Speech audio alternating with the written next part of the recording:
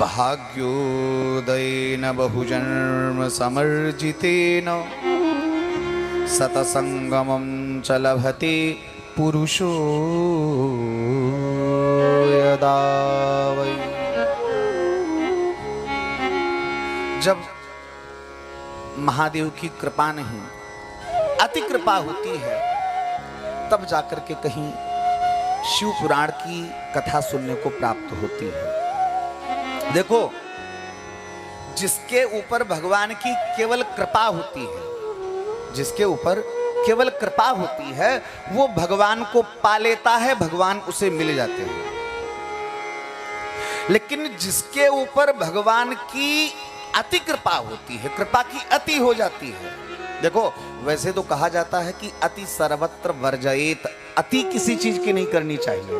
कहते हैं ना, अति का भला न बोलना, अति की भली न चूप, और अति का भला न बरसना, अति की भली धूप न धूप। जैसे बरस रहे हैं ऐसे ही सुबह शाम 4-4 बूंदी गिराते जाएं, कथा निकल जाएगी है। और अभी झड़ी लगाए दें, मुश्किल हो जाएगा, कितना भी वाटर प्रूफ बना हो है।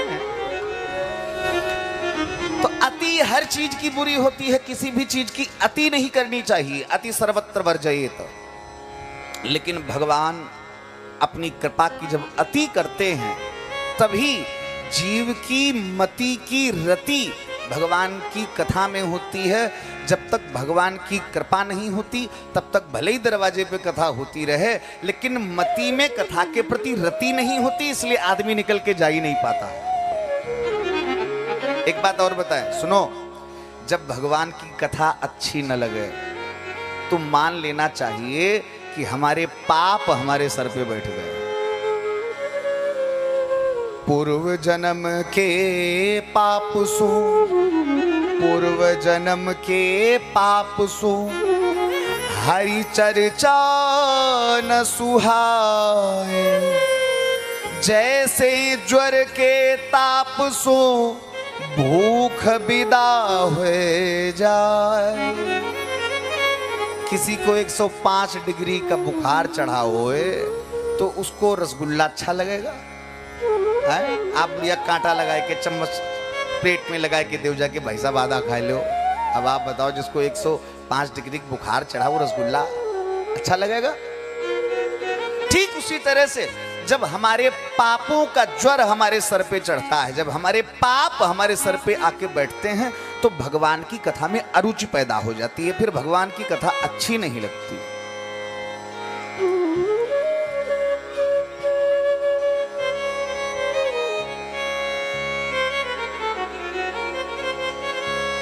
कहने का भाव, भगवान की कथा अच्छी किसको लगती है?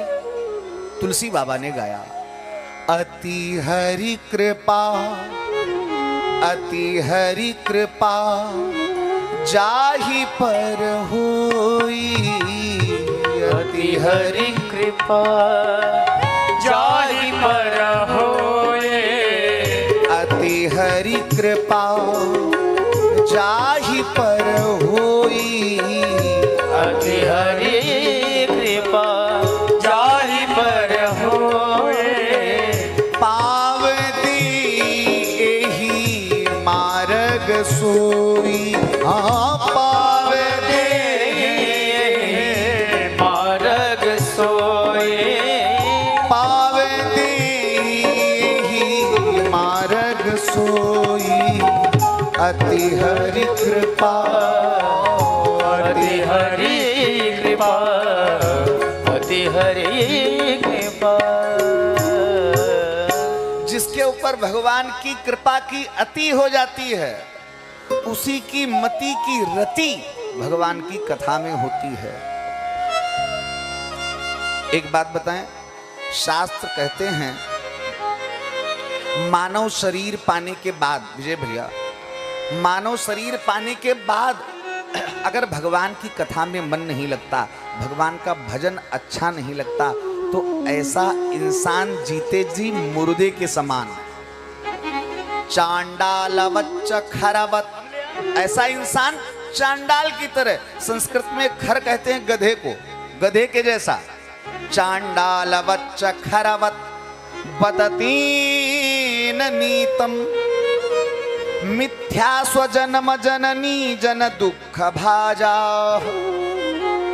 उसने व्यर्थ में ही अपनी माँ को उदर पीड़ा देने के लिए जन्म लिया है। ऐसे इंसानों के जन्म लेने से भी कोई लाभ नहीं होने वाला।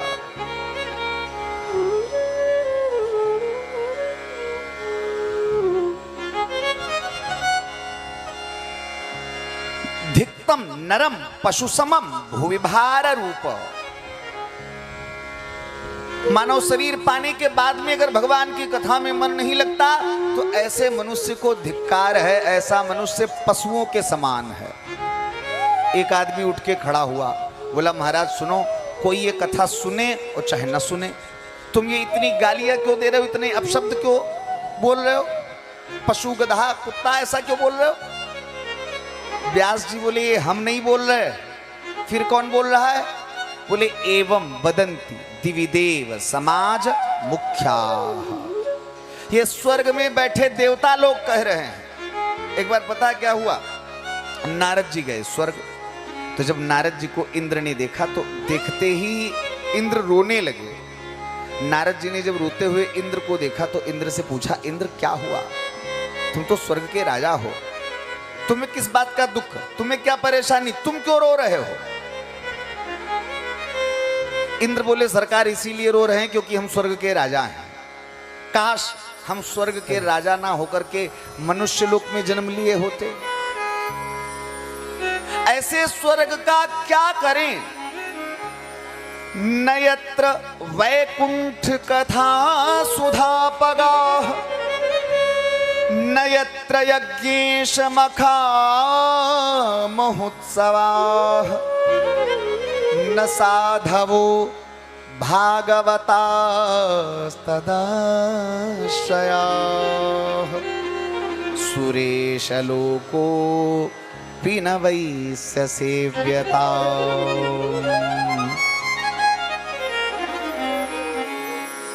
ऐसे स्वर्ग का क्या करें जहां भगवान की कथा नहीं, भगवान के भक्तों का जमावड़ा नहीं लगता, संतों के दर्शन नहीं होते। ऐसे स्वर्ग से क्या प्रयोजन?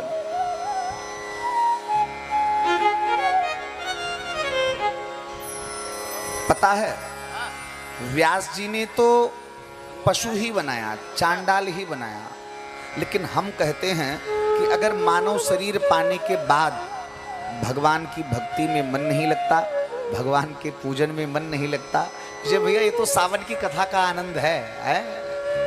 अब ये बूंदे याद दिला रही हैं कि हाँ महादेव का महीना चल रहा है, सावन चल रहा है, और हम लोग सावन में शिव पुराण की कथा सुन रहे। भोले बाबा आए तो बूंदे तो गिरनी चाहिए। और अभी हम गा ही रहे थे, कृपा बरसाए रखना, तो लो कृपा बरसने लगी। भोले बाबा बोले लो संभालो। खैर आए ध्यान दें, हम तो कहते हैं कि व्यास जी ने पशु ही बनाया, लेकिन अगर मानव जन्म पाने के बाद जीव भगवान की भक्ति से विहीन है, भगवान के भजन में, भगवान के पूजन में, भगवान की कथा में मन नहीं लगता, तो ऐसे इंसान से तो पशु बढ़िया है। जब तक जिंदा रहते तब तक समाज की सेवा करते हैं। किसी का दूध काम में आ रहा, किसी का दही, घी, और मर गए तो मरने के बाद में भी समाज की सेवा करते हैं। किसी जानवर की हड्डी काम में आती, किसी की खाल। वो कहते हैं ना, हाथिन के दांतन के खिलौना बने भांति भांति, सिंह की खाल शिव जी के मन भाई है, हिरन की खाल को तो ओढ़त सती और जती मृगचर्म महात्मा लोग धारण करते। बकरी की खाल थोड़ा पानी भर लाई है, मसकवंती थी बकरी की खाल की। और गेंडा की खाल को तो बांधत सिपाही लोग, गेंडा की खाल से कवच बनता था सिपाहियों का। और सावर की खाल का हूँ वीर मन भाई है।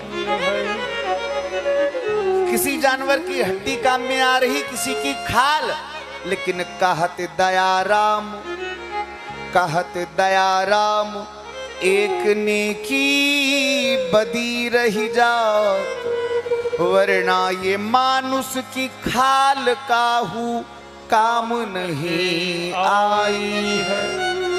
ये मानुष की खाल काहू काम नहीं आई है। पशुओं की भी छोड़ो, अगर मानव शरीर पाने के बाद भगवान से प्रेम नहीं, भगवान में प्रीति नहीं, भगवान की कथा से प्रीति नहीं, तो पशुओं की भी छोड़ो, ऐसे इंसान से तो जड़ वृक्ष बढ़िया होते हैं। जब तक खड़े हैं तब तक फल दे रहे, फूल दे रहे, छाया दे रहे, और काट दिए गए तो बढ़िया सुंदर फर्नीचर बन रहा है, दरवाजा, खिड़की, अलमारी, बेड, कुर्सी, सोफा सेट बन रहा है। और वो भी काम के ना रहे तो बोले आदमी फेंकता नहीं है, उठा के छत पे डाल दी, बोले सर्दियों में हाथ सेकने के काम आएगी। फिर भी समाज की सेवा, लकड़ी जल करके कोयला बनी, कोयला भी काम में आता है, हलवाई लोग भट्टी में डालते हैं, उस कोयले से बनी राख, वो राख भी काम में आती है, कोई हाथ धोता है तो कोई बर्तन।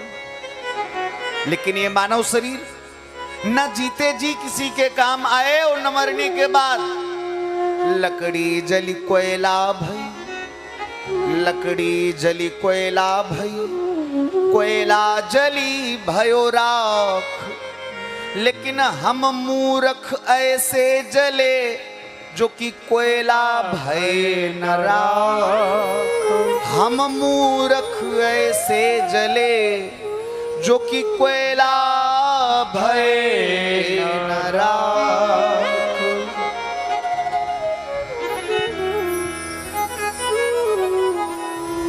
कहने का भाव, मानो शरीर की सार्थकता इसी में है। साधन धाम मोक्ष करि द्वारा, मोक्ष करि द्वारा, पायन जेहि परलोक सवारा।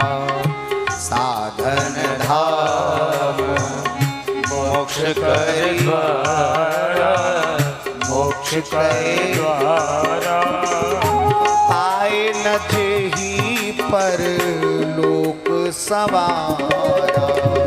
साधन धाम मोक्ष करि द्वारा, मोक्ष करि द्वारा, पायन जेहि परलोक सवारा। ये मानव शरीर खाली अनार सेब खाने के लिए, काजू बादाम किशमिश खाने के लिए नहीं मिला है ना। फिर देह धरे कर यह फलु भाई, और भजिय राम सब काज बिहाई।